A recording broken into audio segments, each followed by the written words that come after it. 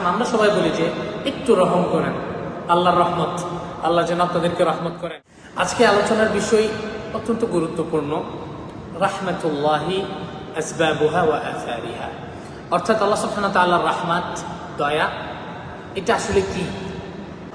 প্রথমত রাহমা শব্দের অর্থ হচ্ছে আর রিক্কাহ, কোমল হওয়া, আর তাআত্তুফ, কোমল আচরণ করা। আর রাহমা শব্দের আরেকটা অর্থ হচ্ছে আল মাগফিরাত, ক্ষমা করে দেয়া। আরেকটা অর্থ হচ্ছে আর রিজক, রিজিক প্রাপ্ত হওয়া। আরেকটা অর্থ হচ্ছে আল গাইফ, সাহায্য প্রাপ্ত হওয়া।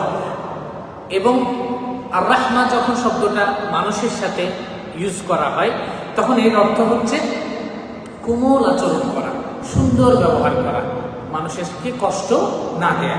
আর যখন রাহমা শব্দটা আল্লাহর সাথে, আল্লাহ সুবহানাহু ওয়া তাআলার সাথে যখন সংযুক্ত করে ব্যবহার করি, এটার অর্থ হবে তখন আল্লাহ সুবহানাহু ওয়া তাআলার রিজিক, আল্লাহ সুবহানাহু ওয়া তাআলার ক্ষমা, আল্লাহ সুবহানাহু ওয়া তাআলার ইহসান থেকে শুরু করে সার্বিক বিষয়। অর্থাৎ আল্লাহ সুবহানাহু ওয়া তাআলা আপনাকে জন্ম থেকে মৃত্যু পর্যন্ত যা কিছু দিয়েছেন সেটাই কি রাহমাতান মিনাল্লাহ, সেটাই আল্লাহর রহমত।